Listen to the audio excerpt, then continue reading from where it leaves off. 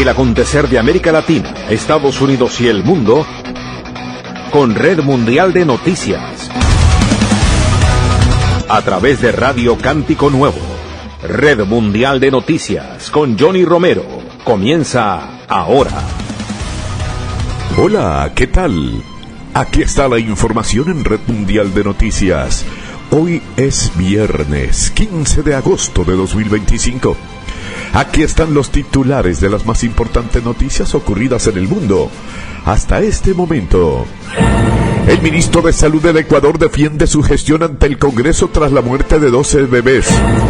Detienen en Chile a otro acusado de participar en el secuestro y asesinato de exmilitar venezolano. Costa Rica comenzará en 2025 la construcción de una cárcel inspirada en la mega prisión de El Salvador. Claudia Sheinbaum presume reducción histórica de la pobreza en México.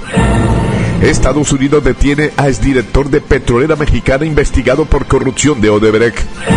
Estados Unidos sanciona a El Abuelo y a miembros de Carteles Unidos y los Viagras. Tropas de Estados Unidos llegan al Mar Caribe para combatir carteles de la droga latinoamericanos. La familia Trump amasó una fortuna de $3.400 millones durante las dos presidencias, según un informe. Aquí están las noticias. Washington.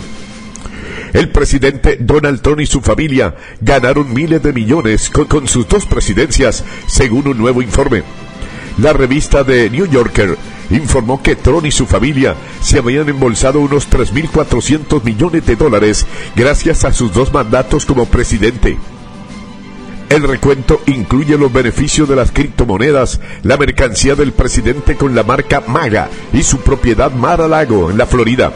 El medio estimó que gracias a las dos presidencias de Trump, la familia ha ganado $2.370 millones de la criptomoneda, $339,6 millones de empresas financieras, $270,8 millones de la hospitalidad, $116 millones de los medios de comunicación y $277,7 millones a través de otras fuentes, incluyendo su jet privado, honorarios legales y mercancías.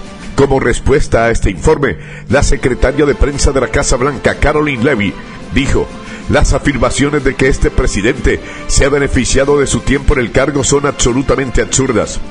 En comparación con lo que podría haber ganado si no hubiera tenido que lidiar con las noticias falsas o los oponentes políticos corruptos, el presidente ha perdido cientos de millones de dólares por servir a este país. El pueblo estadounidense lo quiere precisamente porque es un hombre de negocios de éxito, no a pesar de ello, añadió Levy. La familia Trump es muy respetada por hacer negocios según las reglas, a diferencia de las familias de presidentes anteriores, como la familia de delincuentes Biden. El presidente Trump siempre ha practicado la integridad y la transparencia, razón por la cual es y ha sido comunicativo al compartir sus divulgaciones financieras, expresó. Gran parte de las ganancias estimadas de la familia Trump han provenido de varias empresas de criptomonedas, según informa The New Yorker. Esto incluye una ganancia estimada de $385 millones de las monedas Tron y Melania, que lanzó justo antes de asumir el cargo en enero, según el medio. Aunque el presidente la criptomoneda también los ha hecho sus aliados. Aproximadamente 1 de cada 5 designados de alto nivel de Tron posee activos significativos en criptodivisas, según un análisis de julio de Washington Post. En su momento, el portavoz de la Casa Blanca, Harrison Fields, dijo que estas cifras reflejan el éxito que los elegidos por Trump habían tenido en su sector privado e insistió en que no ha habido conflicto de intereses. Además de sus empresas de criptomoneda, The New Yorker estima que Trump ha ganado unos $27,7 millones con su mercancía Tron Store. El medio señaló que Trump es el primer candidato presidencial que dirige una tienda privada en línea que compite con su campaña para vender mercancía MAGA. El total del neoyorquino incluía unos $1,3 millones de las Biblias de Trump, God Bless, de USA, y $2,8 millones de relojes de la marca Trump. Estas cifras ya figuraban en el informe de divulgación financiera de Trump para 2024, que se publicó en junio. Trump declaró más de $600 millones en ingresos en el formulario, según la agencia Reuters. Washington. El 14 de agosto de 2025, Estados Unidos ha desplegado fuerzas aéreas navales en el sur del Mar Caribe con el objetivo de enfrentar las crecientes amenazas de los carteles de la droga latinoamericanos. Esta acción responde a la estrategia del presidente Donald Trump para combatir el narcotráfico y asegurar la frontera sur de Estados Unidos.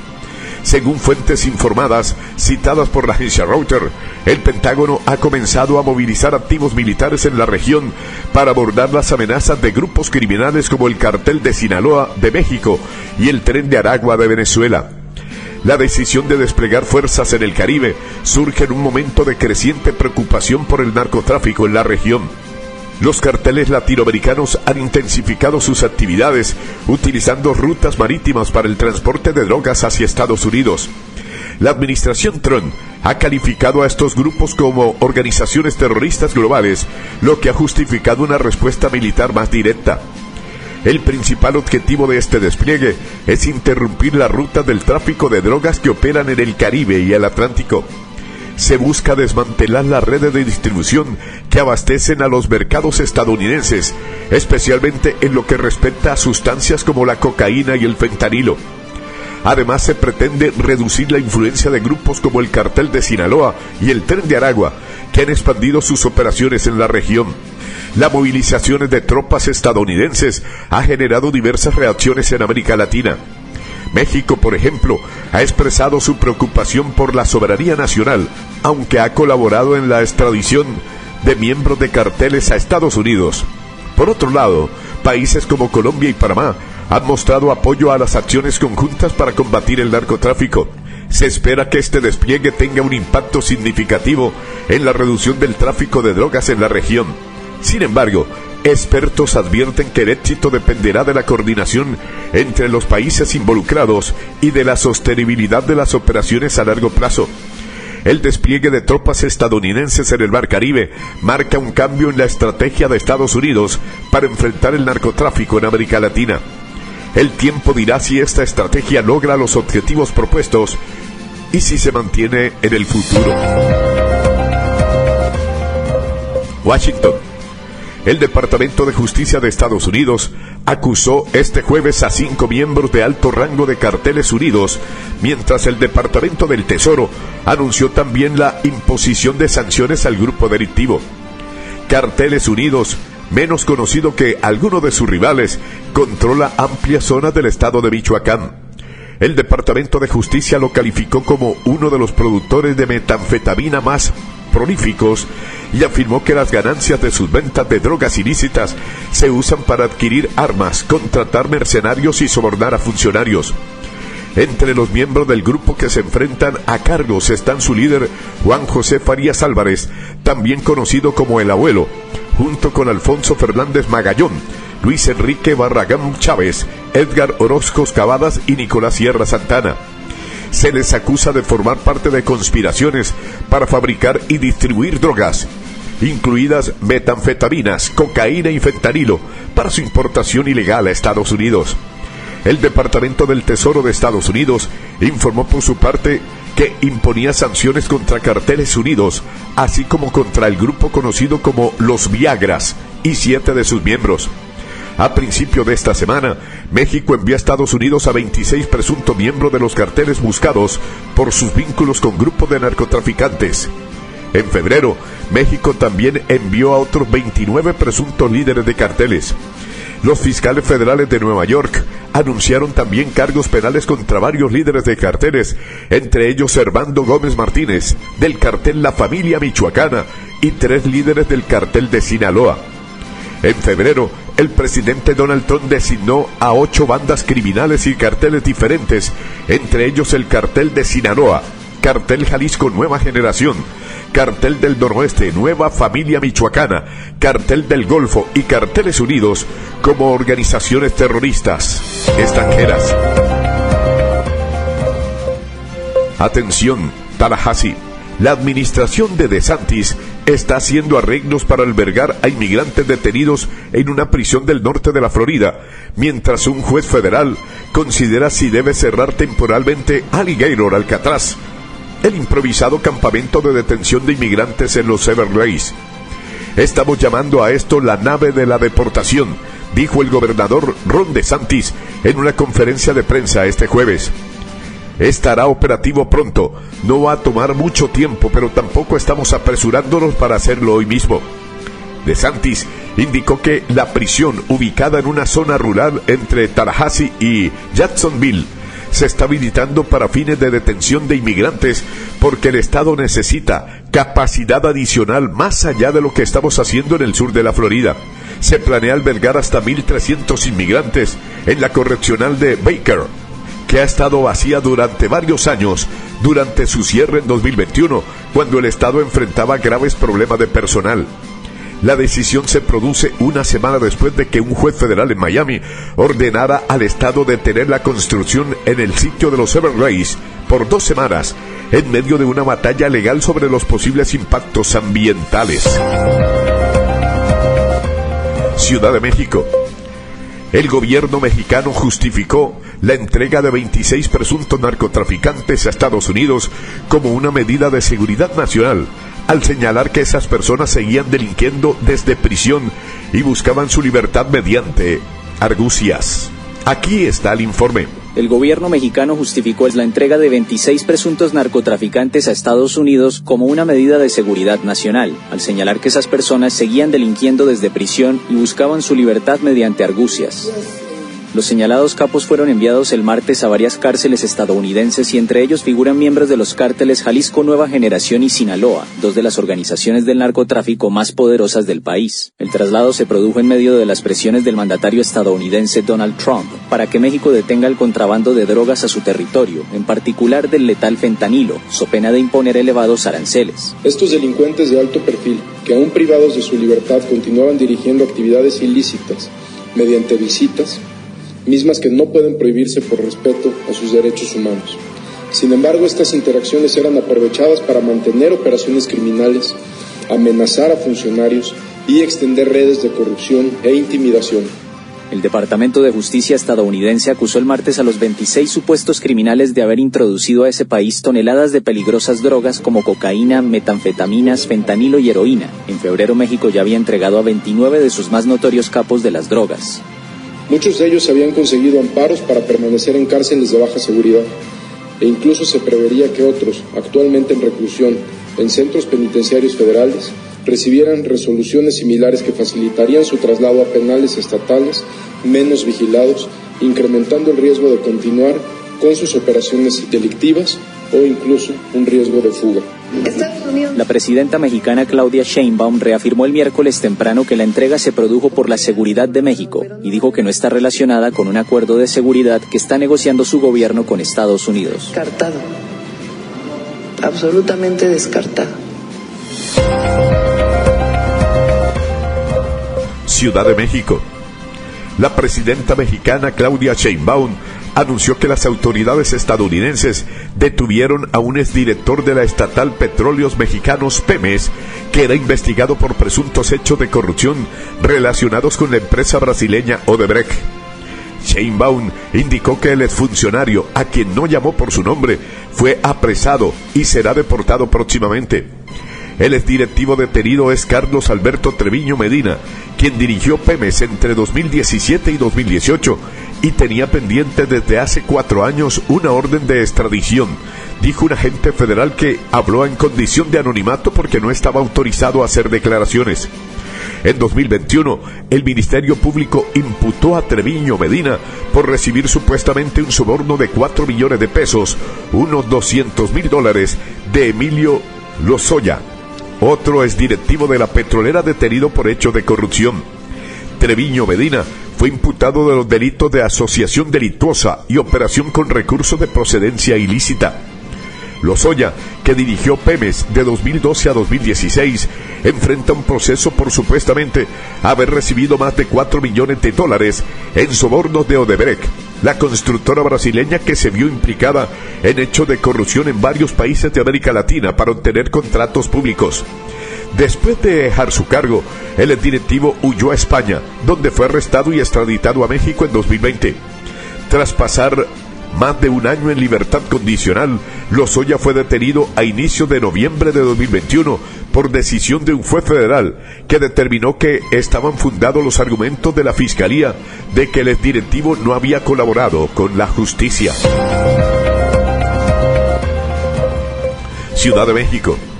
La presidenta de México, Claudia Sheinbaum, destacó una reducción histórica en los niveles de pobreza del país, al asegurar que entre 2018 y 2024, más de 13 millones de personas dejaron esta condición. Basada en los resultados de la Encuesta Nacional de Ingreso y Gasto de los Hogares, ENIG, y el Índice de Pobreza Multidimensional que calcula el Instituto Nacional de Estadística y Geografía, afirmó que la disminución es prueba de que el modelo de la Cuarta Transformación funciona. Durante su habitual conferencia mañanera del pueblo, Sheinbaum Pardo indicó, según los datos históricos, en 2008 habían 49,5 millones de personas en situación de pobreza, 44,4% de la población, cifra que creció a 53,3 millones en 2012, durante el sexenio de Felipe Calderón, y que el gobierno de Enrique Peña Nieto se mantuvo arriba de los 51 millones hasta el 2018. Por otro lado, consideró que con la llegada a la presidencia de Andrés Manuel López Obrador se registró un aumento momentáneo en 2020 debido al impacto económico de la pandemia de la COVID-19, cuando la encuesta se levantó en plena crisis y cierre de actividades. Sin embargo, de 2020 a 2024, el número de personas en pobreza descendió de 51,9 millones a 38,5 millones, equivalente al 29,6% de la población, frente al 41,9% registrado en 2018. Más de 13 millones de personas salieron de la pobreza en 6 años. Todavía tenemos que avanzar, porque el 30% de la población viva en pobreza implica un reto, pero es un resultado sin precedentes, subrayó. En el caso de la pobreza extrema, la presidenta detalló que en 2008 habían 12,3 millones de personas en esta condición, 11% de la población, mientras que en 2024 la cifra bajó a 7 millones, lo que representa apenas 5,3% y significa una reducción a la mitad en proporción, incluso considerando el crecimiento poblacional. La titular del Ejecutivo Federal atribuyó los avances al incremento del salario mínimo, los programas sociales y el fortalecimiento del acceso a los derechos básicos. San José de Costa Rica. El gobierno de Costa Rica comenzará a construir este año una cárcel de máxima seguridad para albergar a criminales violentos inspiradas en la mega prisión desarrollada en El Salvador bajo el mando del presidente Nayib Bukele, anunció el ministro de Justicia costarricense Gerald Campos. Ante la persistente ola de homicidios atribuidas a luchas entre bandas narcotraficantes, las autoridades costarricenses decidieron adelantar de 2026 a este año una propuesta que nació en 2024 durante la visita oficial de Bukele, cuyo gobierno ha colaborado en asesoría técnica, dijo Campos ante una comisión de diputados que debe aprobar el presupuesto para la obra. Si no hacemos esto, el sistema va a colapsar y nos exponemos a conflictos internos, temas de rehenes y motines, dijo el ministro, quien reconoció que en las cárceles actuales hay una sobrepoblación de casi 30% y condiciones que permiten a líderes criminales presos seguir con sus operaciones delictivas. Campos fue en abril a El Salvador y visitó el centro de confinamiento del terrorismo SECOT, una megacárcel con capacidad para 40,000 reos, la más grande de Latinoamérica. El proyecto se llama Centro de Alta Contención del Crimen Organizado, CACO, y aumentará en 40% la capacidad instalada actual, con espacio para 5,100 privados de la libertad. El gobierno presupuestó un costo de 35 millones. El Salvador ha brindado colaboración técnica en planos, modelos constructivos y tipo de tecnología de seguridad. Ciudad de Guatemala. La policía de Guatemala detuvo a un influyente indígena líder que promovió en 2023, junto a otros dirigentes, protestas para conseguir la renuncia de la cuestionada fiscal general Consuelo Porras. Miles de guatemaltecos protestaron en las calles contra Porras, sancionada por la Unión Europea y Estados Unidos por corrupta y antidemocrática, luego de que abriera investigaciones contra las elecciones que ganó ese año el actual presidente socialdemócrata Bernardo Arévalo de León. Están aplicando la criminalización en contra de las personas que luchamos por una justicia en el país, dijo a periodistas el dirigente maya, Leocadio Huracán, al llegar custodiado por policías a los tribunales en la ciudad de Guatemala. El dirigente del Comité Campesino del Altiplano es el tercer promotor de las protestas de 2023, detenido por orden de la Fiscalía, que lo acusa de usurpación agravada y provocación de incendios forestales, indicaron sus abogados. Huracán, diputado de 2016 a 2020, relató que fue detenido en el aeropuerto de la capital cuando se disponía a abordar un vuelo a Sudáfrica para participar en una conferencia sobre justicia y pueblos indígenas. Terrible. Santiago de Chile.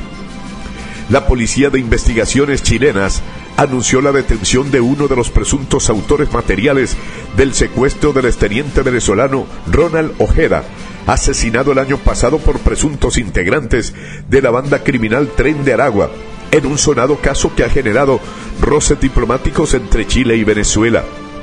El imputado de nacionalidad venezolana y quien está de forma irregular en Chile fue detenido la noche de ayer y es apuntado como uno de los responsables del secuestro de Ojeda, un disidente político crítico del gobierno de Nicolás Maduro, cuyo cadáver fue encontrado dentro de una maleta en marzo de 2024, 10 días después de que fuera secuestrado en su domicilio por 4 personas que simularon ser de la policía de Chile en un caso que conmocionó al país. Según el jefe de la Brigada Antisecuestro de la Policía de Investigaciones, Hazel Barrientos, el individuo tendría además un rol de liderazgo en una de las células locales del Tren de Aragua y se habría escapado de Chile tras el asesinato del exmilitar venezolano, aunque volvió a ingresar al país poco después. Presumimos que este sujeto regresó a nuestro país con la finalidad de rearmar los distintos brazos de esta estructura transnacional, explicó en una rueda de prensa Barrientos, al destacar la alta peligrosidad de este sospechoso. Lima. El expresidente del Perú, Martín Vizcarra, ingresó este jueves 14 de agosto a la cárcel de Barbadillo, situada en el este de Lima, para cumplir con los 5 meses de prisión preventiva ordenada en su contra por presuntos sobornos cuando fue gobernador regional de Moquegua, y coincide en esa prisión con los también exmandatarios Alejandro Toledo, Ollanta Humala y Pedro Castillo. El juez Jorge Chávez Tamariz dictó la prisión preventiva por 5 meses contra el expresidente del Perú, Martín Vizcarra, para evitar, según señaló, que rehuya a una eventual condena en el juicio por el delito de cohecho pasivo propio, a raíz de los presuntos sobornos recibidos cuando era gobernador regional de Moquegua entre 2011 y 2014. El mandatario que gobernó Perú entre 2018 y 2020 fue conducido este 14 de agosto por la Policía Judicial desde la carceleta del Poder Judicial, en la que pasó la noche, hacia la sede del penal de Barbadillo, en el distrito limeño de Ate, en una furgoneta fuertemente resguardada y seguida por medios de prensa.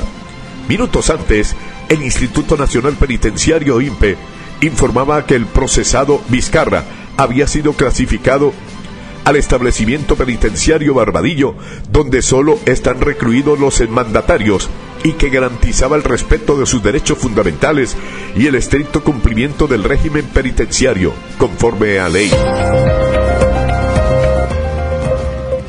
Quito. El ministro de Salud del Ecuador acudió al Congreso para explicar la muerte de 12 bebés en Guayaquil, en el marco de un proceso de fiscalización del legislativo y ante denuncias sobre el colapso del sistema sanitario. Todos los recién nacidos fallecieron en julio en el Hospital Universitario de Guayaquil, en un caso investigado por la Fiscalía y que desató una lluvia de críticas de la oposición. El Ministerio de Salud informó que 2 de los 12 bebés murieron a causa de una infección por Klebsiella pneumoniae, una bacteria que afecta el sistema respiratorio gastrointestinal. Según la cartera, los otros 10 fallecieron por complicaciones asociadas a su condición de prematuros. A día de hoy, el brote epidemiológico reportado por el Hospital Universitario se encuentra en control. Se están tomando las acciones necesarias, se está garantizando la atención, dijo el ministro Jimmy Martín ante la Comisión de la Salud de la Asamblea Nacional de mayoría oficialista. Bogotá. El presidente de Colombia, Gustavo Petro, tachó de ilegal y de secuestro la detención de 2 topógrafos colombianos por parte de las autoridades peruanas en una isla sobre el río Amazonas, que es el centro de una controversia fronteriza entre ambos países. Colombia y Perú mantienen una disputa histórica sobre su delimitación territorial en el río Amazonas, que con frecuencia cambia su cauce, genera nuevas islas y dificulta la demarcación de las líneas fronterizas. Lima sostiene que en Santa Rosa los residentes y autoridades siempre han sido peruanos. El martes, la policía de ese país detuvo a 2 topógrafos colombianos que hacían mediciones de terreno en la isla, según ellos sin autorización. La detención de los contratistas colombianos en la isla Santa Rosa es ilegal, es un secuestro, dijo Petro en X. Según la policía, los trabajadores tenían equipos de georreferenciación satelital sin autorización del Perú. Por su lado, la Fiscalía del Perú anunció que abrió una investigación por el presunto delito de atentado contra la soberanía nacional contra 2 topógrafos. Amigos oyentes, por el día de hoy llegamos al final de Red Mundial de Noticias. Mi amigo personal Federico Santiago y Johnny Romero les acompañamos. Les invitamos el próximo lunes a nuestra emisión diaria de noticias. Que el Señor les bendiga. Hasta pronto. Bye.